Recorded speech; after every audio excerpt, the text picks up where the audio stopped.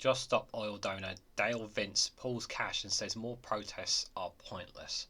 I'm going to read into this more from Sky News, guys. Let's go.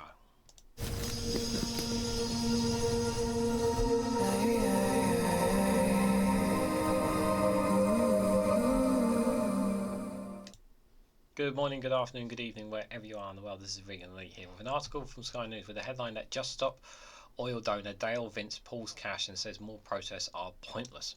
The entrepreneur is planning to divert his efforts to a new cause that will encourage young people to vote in the hopes of bringing a greener government to power. Now, just before, I have read a little bit of this, but we'll read it again. We'll read it together. I think that just their campaign is important. I think it's vital. But have some of their actions been too far? Have some of their protests been too much? And I think that is a question to debate.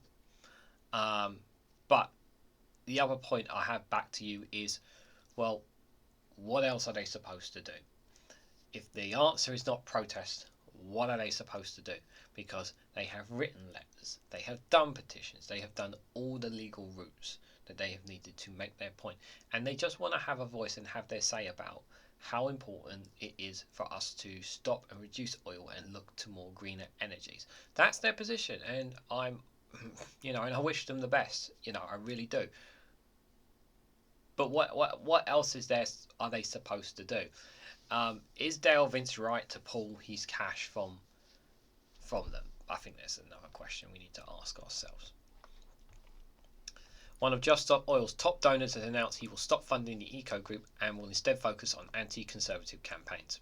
Dale Vince, who has donated to both climate activists and Labour, said continued disruption was pointless as the government will not change its stance on oil and gas drilling in the North Sea.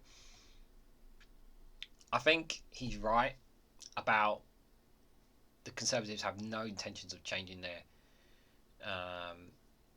plans, and it don't look like Labour are going to U-turn either. So where does this leave their campaign? It's frustrating is what it is, the word that comes to mind. The electricity founder said he will divert his efforts to a new cause called Just Vote, which encourages young people and first-time voters to exercise their democratic right. Let's get this party out. I think I think there's no point trying to change the mind of a government that doesn't really care about any of us, to be fair.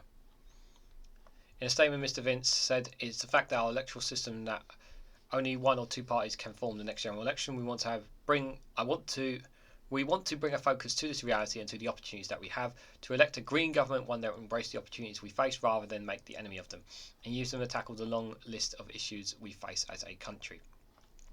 Labour have promised to ban the granting of new licences to explore oil and gas fields in the North Sea. Mr. Vince applauded the conviction and commitment of Just Stop Oil, whose demonstrations he has funded since the group began, but suggested firmer action would play into the government's hands by feeding the cultural war. Yeah, they are going to take this. They're basically what a lot of experts have basically said is that they're pretty much this general election. Their campaign is going to be on culture war, the whole woke sort of thing, as their way of trying to disrupt the voters. While I understand the frustration that people feel, I believe that further protests and the disruption will come with them are pointless. I would go further and say that they will be counterproductive, he said. Consequently, I'm no longer going to fund protests, but will instead switch all of my time efforts to funding to a new cause. I think he's got a point about